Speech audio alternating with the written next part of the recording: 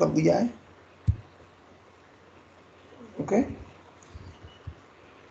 Let's start.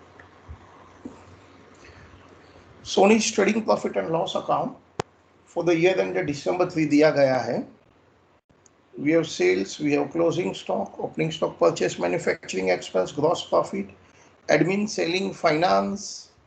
The company had taken out a fire policy for 3 lakh, ठीक है, and loss of profit policy for 1 lakh, having an indemnity period of 6 months. A fire occurred on 1st April at the premises and entire stock was gutted with the nil salvage value. The sales for the quarter, April to June, was severely affected. Following are other information. Sales, Jan to March, purchase, manufacturing expense, sales during the period of dislocation. Insured standing charges, actual expenses incurred after the fire. पता है ना क्या होता है ये? हम पड़ोसी की दुकान रेंटल लेके हम बिजनेस करते हैं। General trend of the industry shows increase of 15%। Clearly बोला है भाई, there is a trend, but decrease in GP due to increase in cost, मगर जीपी रेशियो कम हो रहा है। Find the claim for loss of stock, loss of profit. पता है ना इसमें दो नॉन कनेक्टेड प्रॉब्लम है। क्या आप बता सकते हैं कौन से दो नॉन कनेक्टेड प्रॉब्लम है? आंसर वेरी सिंपल है, एक है लॉस ऑफ स्टॉक का और एक है loss of profit. In fact technically virtually दो अलग चैप्टर है, वैसे अलग अलग है, कोई कनेक्शन नहीं है। स्टार्ट कैसे करूं? एक काम करते हैं, सबसे पहला लॉस ऑफ स्टॉक तो पूरा कर ही डालते हैं। इसके टाइम पर हम और कुछ नहीं सोचते हैं। बताओ लॉस ऑफ स्टॉक का क्या कॉन्सेप्ट है? हम मेमोरेंडम ट्रेडिंग अकाउंट बनाते हैं, याद आया?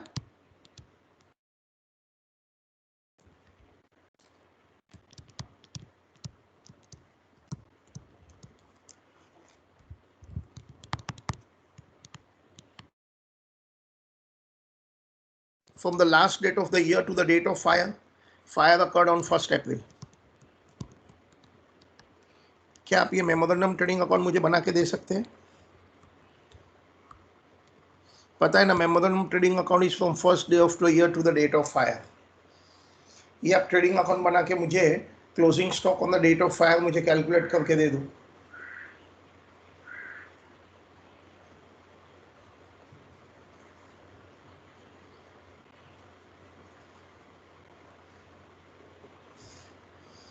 ये ट्रेडिंग अकाउंट बना के मुझे closing stock on the date of fire दे दो। पता है ना, will be opening stock, will be purchases,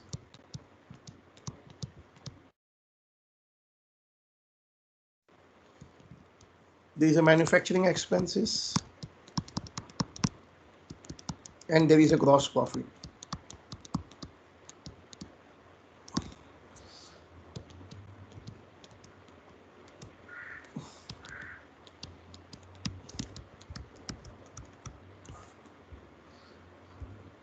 बताओ, ये closing stock on the date of fire balancing figure है और यही मुझे फाइंड करना है। Ma'am your time starts now. Almost खत्म होने को आया है चैप्टर, तो आप पक्का ये कैलकुलेट कर सकते हैं। बताइए,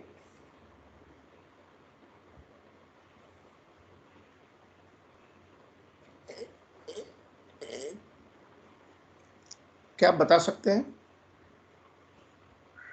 किसी ने आंसर निकाला है तो मुझे दो, चैट पर डालो। What is closing stock on the date of fire? एक भी आंसर आया नहीं है अभी तक। हर्ष, एक भी आंसर नहीं आया है। पलक, पार्थ, प्रियांशु, कुंजन,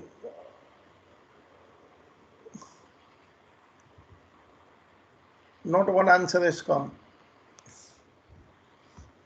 क्या आप closing stock on the date of fire निकाल सकते हैं?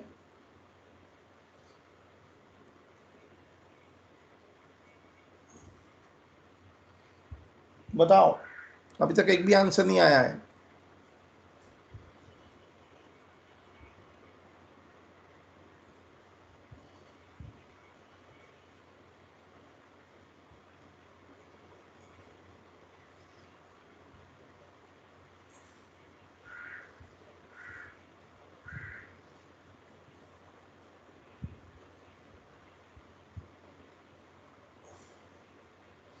Not one answer, closing stock on the date of fire का एक भी आंसर नहीं है, ठीक है।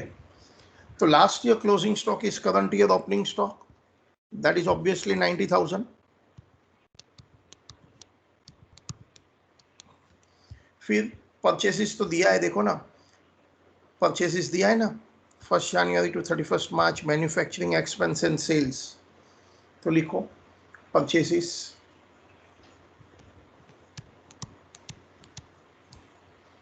Manufacturing expense sales. What about GP ratio? पहला तो लास्ट ईयर जीपी रेशियो लगेगा ना, नॉर्मल अकाउंट्स वाला जीपी। कितना है लास्ट ईयर का GP? 250 on a 10 lakh sales,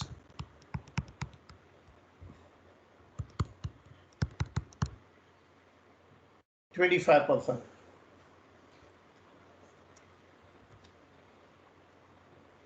And what about current year?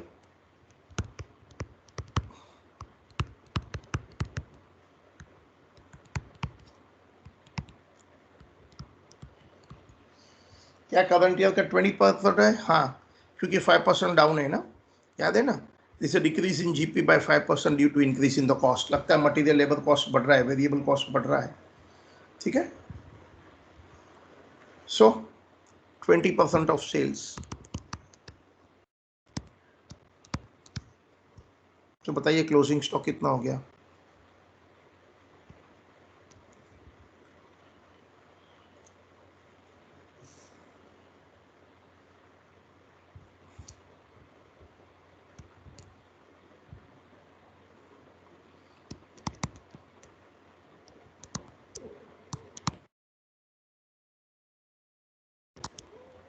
आप लोग मेरी बात सुन रहे हैं कि नहीं सुन रहे? एक भी आवाज नहीं आ रहा, इसके लिए मैं बोल रहा हूँ।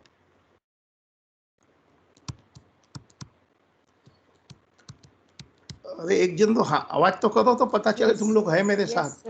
हाँ है, चलो वेरी गुड, वेरी। तो फिर आप लोग में से आंसर क्यों नहीं आए? हाँ, हर्ष का भी आंसर है, वेरी गुड हर्ष। लेकिन मैं आंसर पहले एक्सपेक्ट कर रहा था आप लोगों से। क्या कोई सेल्वेज है? नहीं है। ये हो गया मेरा लॉस ऑफ स्टॉक। अब पॉलिसी कंपेयर करके क्लेम कैलकुलेट करो। पॉलिसी कंपेयर कैलकुलेट करके calculation of insurance claim.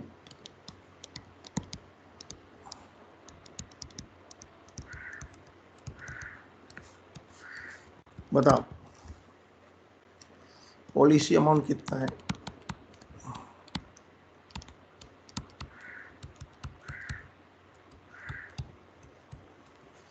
Policy amount दिया है ना हमें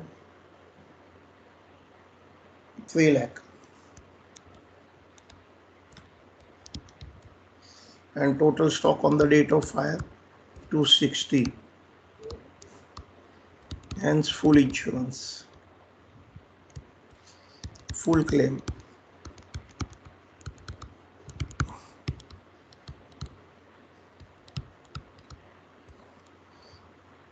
loss suffered।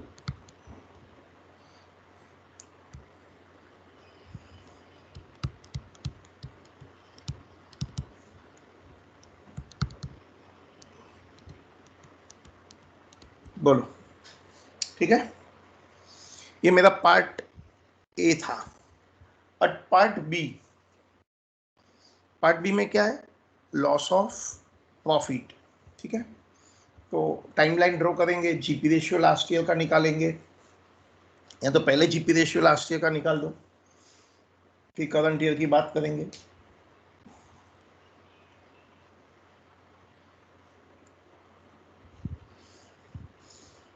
पार्ट बी शुरू करें।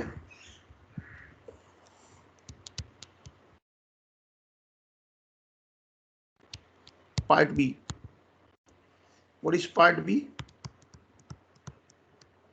Loss of profit policy.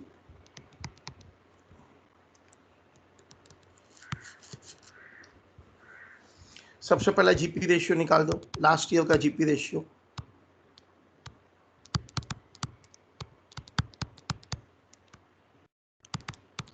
क्या फॉर्मूला है?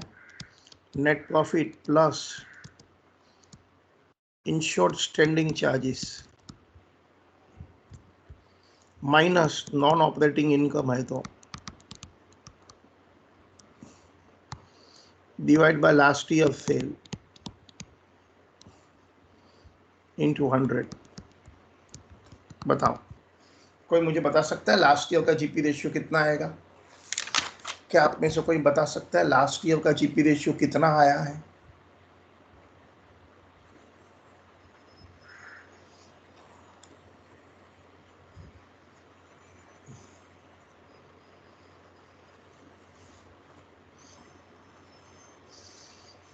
क्या आप में से कोई बता सकता है मुझे लास्ट ईयर का जीपी रेशियो कितना आया है और बाद में करंट ईयर का जीपी रेशियो कितना लेना है?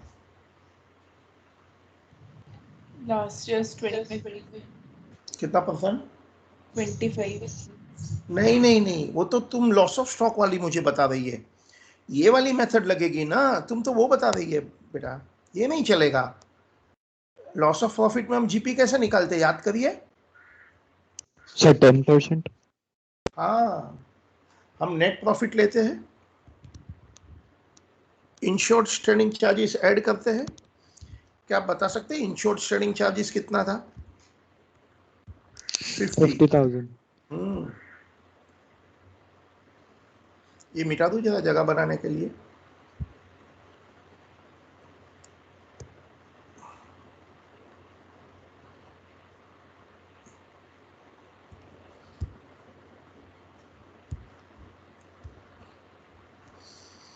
$50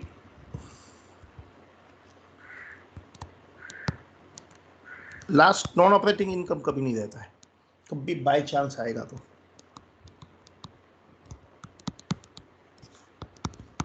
10% and current year of fire क्या करूं?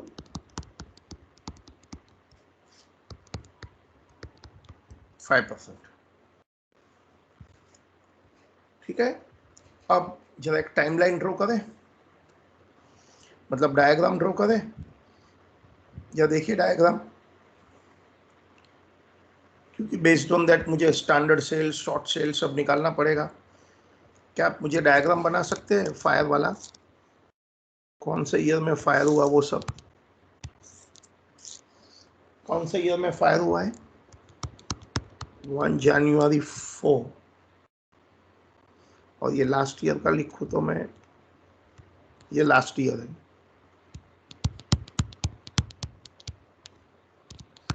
114 फायर हुआ है 1 अप्रैल को।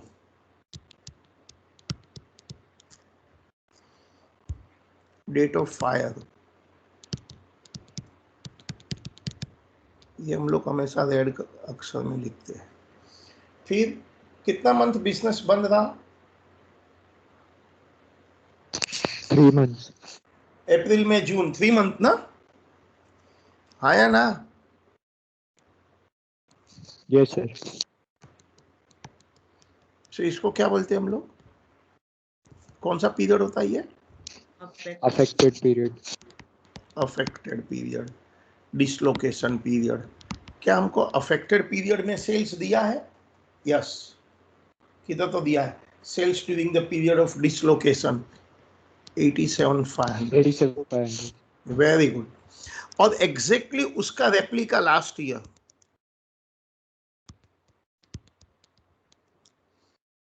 इसे क्या बोलते हैं? Standing charges. ये पीरियड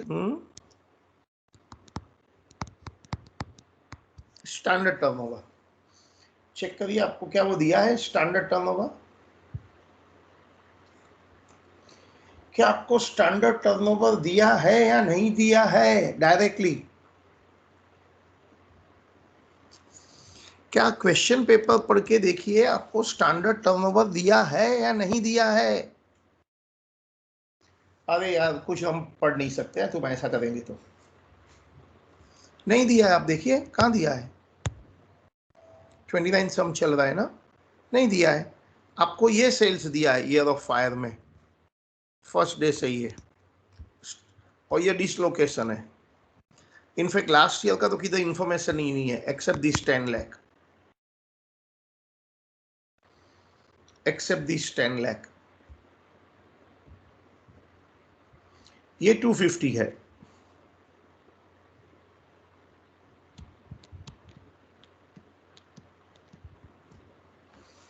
और यहां से यहां 10 लाख है फुल ईयर।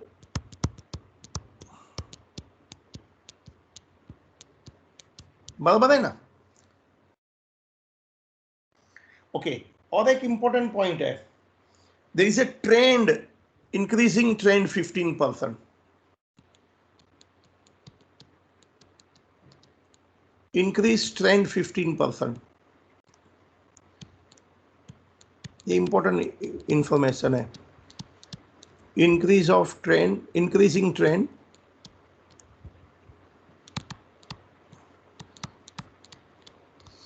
ट्रेंड हमेशा कौन सा डेट से माना जाता है? ट्रेंड हमेशा कौन सा डेट से माना जाता है? ट्रेंड हमेशा कौन सी डेट से होता है ऐसा मानते हैं? ओके, क्या आप मुझे बता सकते हैं ये स्टैंडर्ड टर्नओवर कितना लूं मैं? क्योंकि वो नहीं है तो मेरा तो सम ही नहीं हो सकता है ना। क्या आप मुझे बता सकते हैं मैं स्टैंडर्ड टर्नओवर कितना पकड़ूं? सपोज कोई ट्रेंड नहीं है, आई रिपीट, कोई ट्रेंड नहीं है तो मैं एवरी क्वार्टर का इक्वल ले लेता था। सपोज कोई ट्रेंड नहीं है,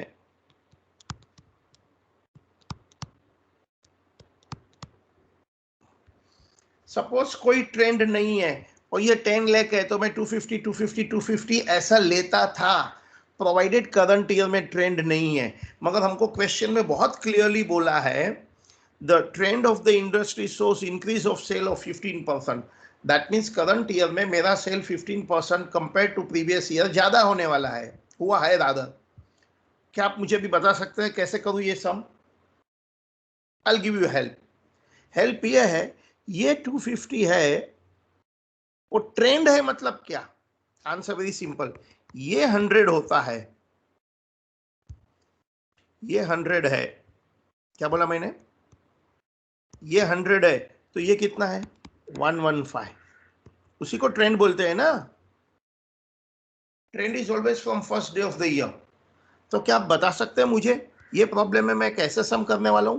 ट्रेंड नहीं है, ट्रेंड नहीं है तो 250 250 250 कर देगा, लेकिन ये प्रॉब्लम में मैं ऐसा नहीं कर सकता हूं क्योंकि गारंटी से ये 250 नहीं है, क्योंकि ये 100 है तो ये 115 है। तो आप बता सकते हैं तुम्हारे में से कोई माइक में बोल के, माइक का लाल है इंटेलिजेंट आदमी या इंटेलिजेंट गर्ल, मुझे कुछ हेल्प। वैसे तो सब इंटेलिजेंट है तुम लोग, मुझे पता है, आपकी 12वीं की मार्कशीट बता रही है आप इंटेलिजेंट है। तो आप मुझे बता सकते हैं भी आगे ये कैसे करूं? मैं बोलता हूं ट्रेंड नहीं है तो 250 250 250 कर देगा, but there is a trend, but there is a trend. What does it mean? ये तो डेफिनेटली गारंटी से 250 नहीं है। क्या बता सकता है ये कितना होना चाहिए? ये कितना होना चाहिए? This should be without trend,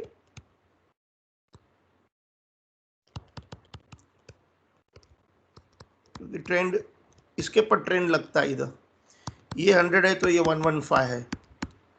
तो आप में से कोई बता सकते हैं ये कितना होना चाहिए? ये कितना होना चाहिए? आप में से कोई बता सकते हैं माइक में? क्या आप माइक में कोई बता सकते हैं? चैट में कोई लिख सकते हैं? ओह वेरी गुड, प्रेरणा अग्रवाल ने बिल्कुल सही, हर्ष आपने भी सही लिखा है, वेरी नाइस वेरी नाइस, बिल्कुल सही लिखा है आपने। तो ये हो जाएगा मेरा 250, कितना हो जाएगा? ये हो जाएगा 250 डिवाइड बाय 115 मतलब 100%, विच कम्स टू 217, कितना लिखा है? 391, बिल्कुल सही, वेरी नाइस। आप चेक करो 217 391 उसका आप 15% इंक्रीज करेंगे तो नेक्स्ट ईयर का 250 आ जाएगा। बिल्कुल सही, वेरी नाइस। अब बताओ, दैट मीन्स अब ये कितना लूं यार, बोलिए, पर क्वार्टर कितना ले ले? अब क्या करूं, कैसे करें आगे बताइए, अभी आगे कैसे करूं? So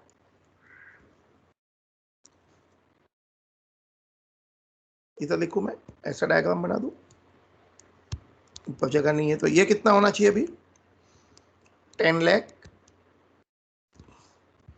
minus 217391 divide by 3 quarter, तो ये कितना हो गया? क्या आप मुझे कैलकुलेशन करके बता सकते हैं कितना हो गया? 270 869 हुआ पर क्वार्टर, हाँ या ना?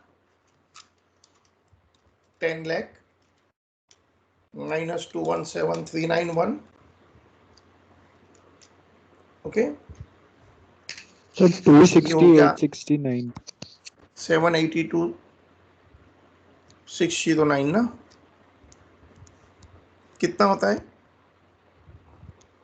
सर 2,60,869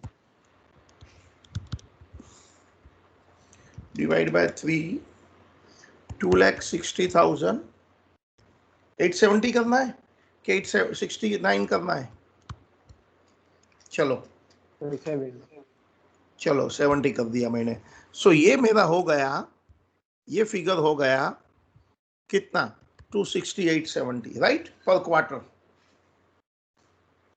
ये फिगर मेरा हो गया 26870, तो अपना काम हो गया ना, शॉर्ट सेल मिल जाएगा ना, स्टैंडर्ड टर्नओवर एट ट्रेंड। चलिए अपना मेन काम हो गया। देखो मैं वापस से बताता हूं, मैंने पहला डायग्राम ड्रॉ किया, फिर टाइमलाइन लिखा, 14 to 30 जून अफेक्टेड पीरियड है, वाई इट इज 500 है, 114 से first day of the year थे, डेट ऑफ फायर 250 है, बट ये ट्रेंड है, ठीक है। मुझे 14 to 30 जून लास्ट ईयर का देना है, डायरेक्टली क्वेश्चन में नहीं दिया है, लेकिन मैं फर्स्ट क्वार्टर का डेफिनेटली फाइंड कर सकता हूँ। यदि ये 15% है तो ये 100% है, 21739। पूरा साल का 10 लाख है, सो 10 लाख में से फर्स्ट क्वार्टर माइनस किया तो सेकंड थर्ड फोर्थ क्वार्टर का मिलेगा, पर क्वार्टर 26870। चलिए शॉर्ट सेल निकालो, short sale loss of sale सब निकालो, calculation of short cell.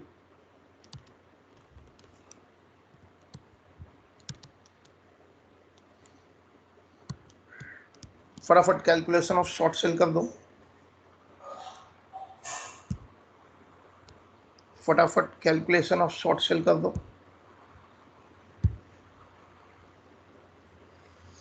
So standard turnover बताइए, 26870 प्लस 15% इंक्रीज, बताओ ये कितना हो गया? 26870 प्लस 15%, तो ये हो गया 3 लाख।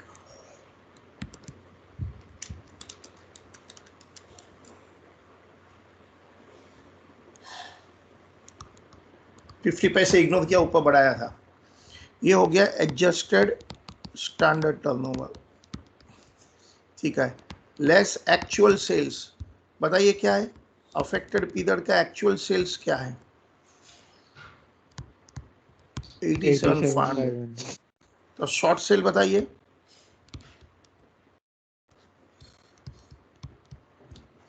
Is it 212,500? चेक करिए शॉर्ट सेल कितना है। ओके, अब लॉस ऑफ प्रॉफिट करिए,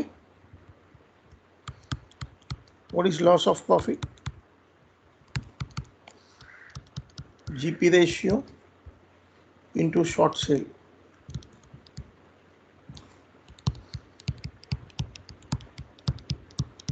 पता है ना जीपी रेशियो 5% था, दैट कम्स 10,625। बताओ अभी क्या करना चाहिए आपको आगे इसी में? बताइए इसी में आगे क्या करना सर चाहिए? Additional expenses. हाँ,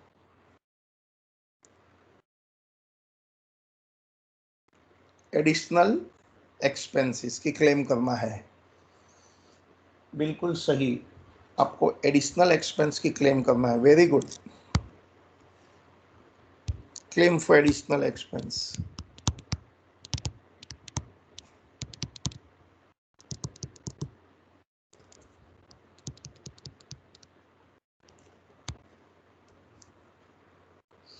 claim for additional expense. A, actual additional expenses. पता है ना, हमने पड़ोसी की दुकान रेंट पर लिया होगा, बिजनेस किया होगा, क्या कोई actual expenses incurred after the fire है? क्या कोई actual expenses incurred after the fire है? है। मैंने आपको इसका पीडीएफ दिया है ना ग्रुप पर, question. Yes sir. Okay, then GP ratio into additional cell.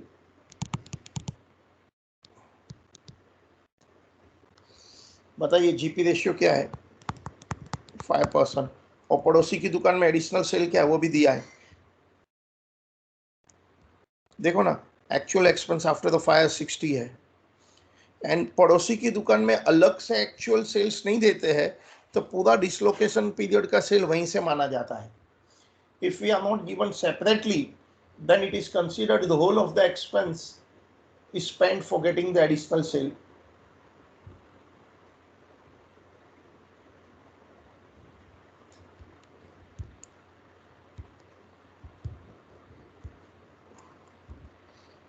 So 5% of 87,500 कितना होता है? 5% of 87,500 4375। और GP on AAT divide by GP on AAT plus uninsured standing charges into additional expense.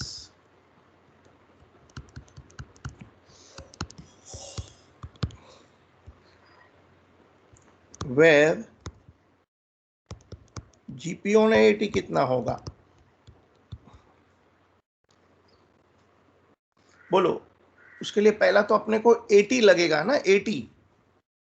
80 word क्या है? 80। पहला ये बताइए, एनुअल टर्नओवर वर्ड क्या है? Date of fire date of fire previous 12 months to last 12 month.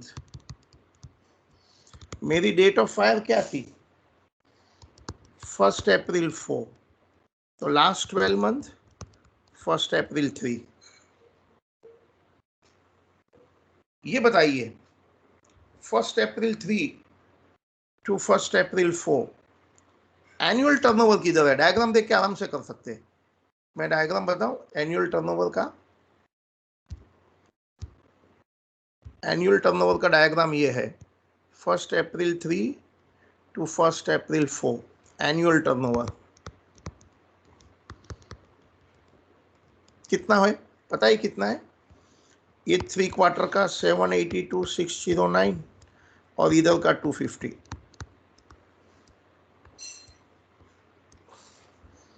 Seven 82,609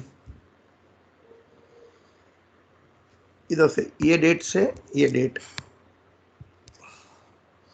और बाद में एडजस्टेड एनुअल टर्नओवर के लिए मैं 15% ट्रेंड ऐड करेगा, बट वो 15% 250 पर नहीं करेगा, ओनली 782 पर करेगा। क्यों? कोई बता सकता है तुम्हारे में से क्यों 250 में क्यों ऐड नहीं करेगा 15%?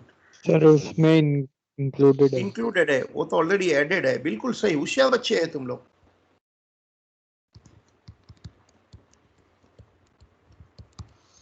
तो फिर तुम लोग इंटरेक्शन क्यों नहीं करते हैं टीचर के साथ? कोई कोई टीचर ऐसे कंप्लेंट करते रहते हैं, बच्चे लोग कुछ बोलते ही नहीं है, जबकि तुम इंटेलिजेंट है।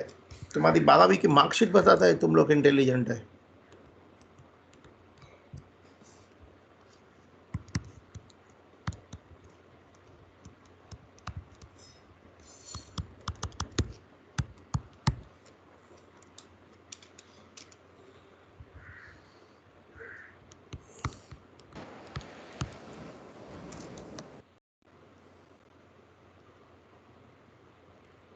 ये 15% चेक करो, बराबर है क्या?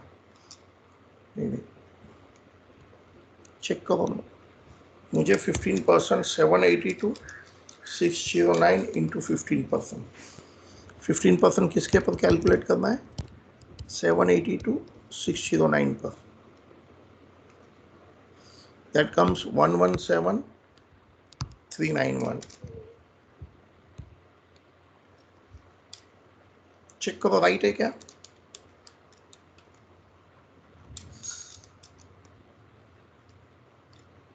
Yes.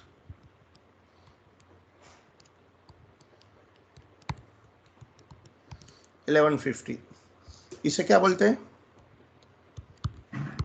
Adjusted annual turnover. And what is GP on AAT?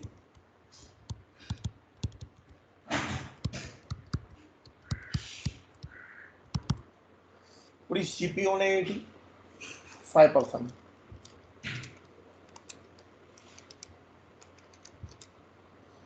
$57,500.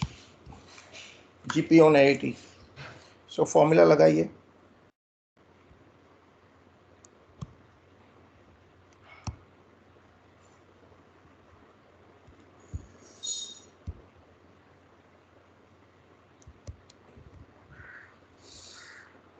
Formula लगाइए. जीपी ऑन AAT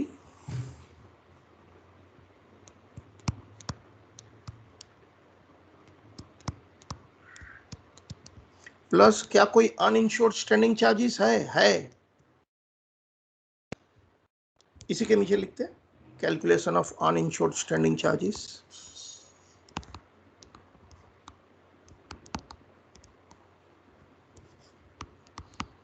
कोई सोच के बता सकता है कितना है?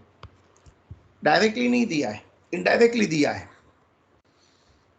इंटरेस्टिंग फंडा है अनइंश्योर्ड स्टैंडिंग चार्जेस का ये वाले प्रॉब्लम में. नॉर्मल प्रॉब्लम में तो डायरेक्टली दे देते हैं कितना इंश्योर्ड है, कितना अनइंश्योर्ड है, कितना टोटल है. अब मेरी बात सुनो, स्टैंडिंग चार्जेस की बात कर रहा हूं. पहले ये बताइए, इसमें इंश्योर्ड इतना बोला है, इंश्योर्ड स्टैंडिंग चार्जेस बोला है, पूरा पेपर पढ़िए, कहां भी अनइंश्योर्ड बोला ही नहीं है. हाँ, इंश्योर्ड बोला है और इनडायरेक्टली टोटल स्टैंडिंग चार्जेस भी मालूम है. क्या आप में से कोई बता सकता है टोटल स्टैंडिंग चार्जेस माने फिक्स कॉस्ट कितना है?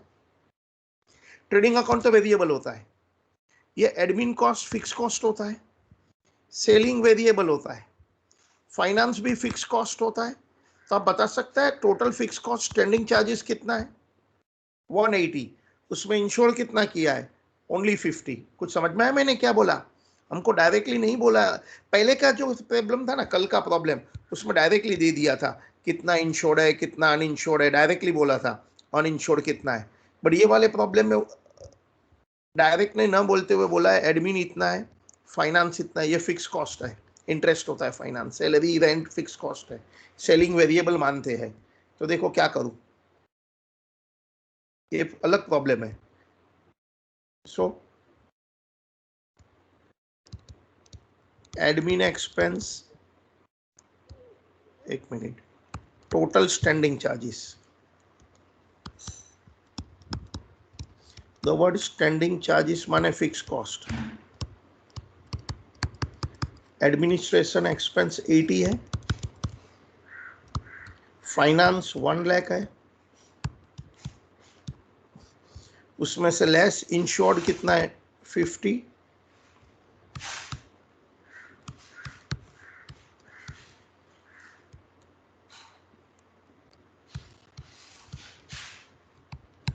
ये अनइंश्योर्ड है, अनइंश्योर्ड है.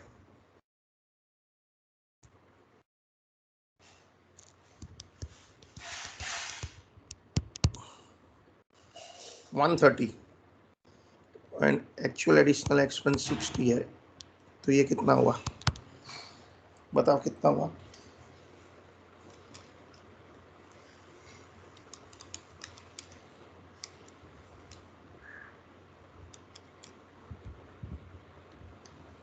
ये हो गया 18,400. चेक करो, is that 18,400? Yes, sir. Okay, so we have to take whichever is less. We have to take whichever is less.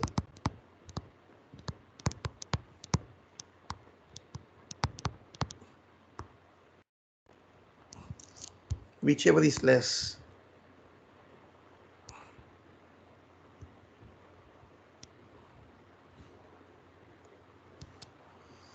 4375 हो गया, प्रॉब्लम खत्म हो गया.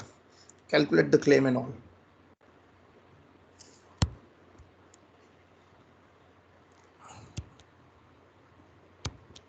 स्टेटमेंट ऑफ क्लेम करें, स्टार्ट.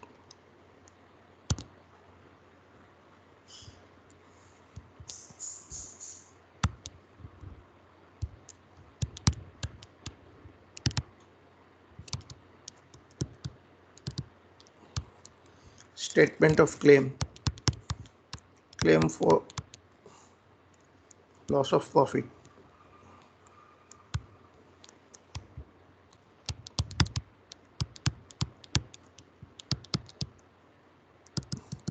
कितना था claim for loss of profit? याद करिए कितना था वो. 10,625. 10,625. For additional expense,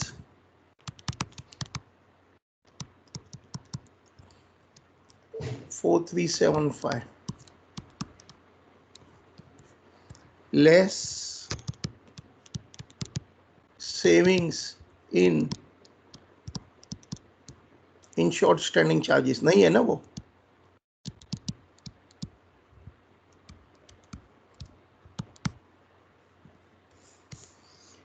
क्या तुम्हारे पास कोई saving in insured standing charges है? नहीं है. तो क्लेम कितने की करनी है? 15.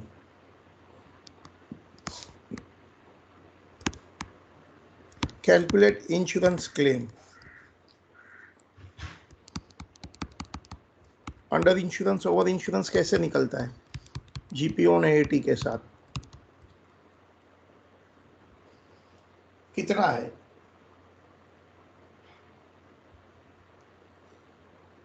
पॉलिसी की अमाउंट कितनी थी? 1 लाख थी. और जीपीओ ने एटी कितना था? 57,500.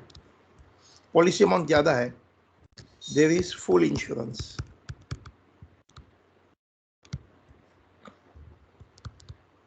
Claim full loss. What is that full loss? 15,000. So ये प्रॉब्लम में हमने दो पार्ट किए. कौन से दो पार्ट? लॉस ऑफ स्टॉक भी कर दिया, लॉस ऑफ प्रॉफिट भी कर दिया.